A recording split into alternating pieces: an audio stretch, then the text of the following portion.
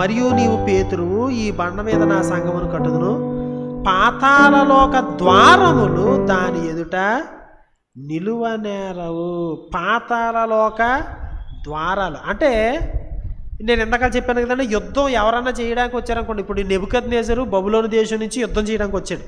ఎక్కడ యుద్ధం చేస్తాడు? బయట గ్రౌండ్లో యుద్ధం చేసినా ఈయన మెయిన్ టార్గెట్ ఏంటి? యెరూషలేము యొక్క గుమ్మాలు. వాటిని కాల్చేస్తే యెరూషలేము దొరికేసినట్టే. సో పాతాళలోక ద్వారములు సంఘం ఎదుట నిలువలేవు అని అంటా ఉన్నాడు. అంటే దాని అర్థం ఏంటి? పాతాళలోక ద్వారాల దగ్గరికి యుద్ధం చేయడానికి సంఘం వెళ్తా ఉంది.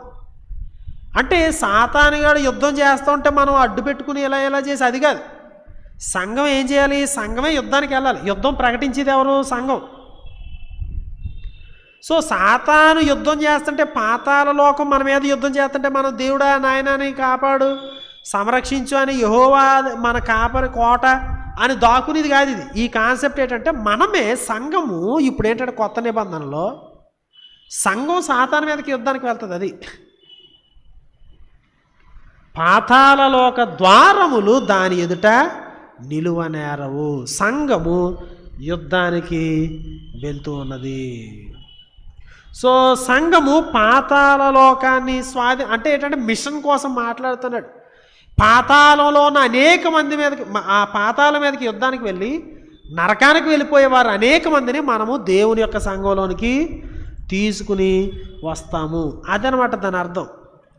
కాబట్టి సంఘం ఏం చేయాలంటే ఉప్పుగా ఉండాలి. లోకంలోనికి మనం వెళ్ళాలి. లోకం మన దగ్గరికి వచ్చి యేసుక్రీస్తు గురించి చెప్పండి బాబు అని ఎవరు అనరు. సువార్త ప్రకటించడానికి మనం ఏం చేయాలి? మనం వీధుల్లోకి వెళ్ళాలి, మనం ఇంట్ల దగ్గరికి వెళ్ళాలి, మనం సువార్తను మనుషుల దగ్గరికి ప్రకటించడానికి వెళ్ళాలి. ఎవరో వచ్చి మన దగ్గర వింటారు అని కూర్చోవడం అనేది అది సరైన విధానము కాదు. మనం నోరు మూసుకుని కూర్చొని ఉండడం సరైన విధానం కాదు. మనం ప్రకటించాలి.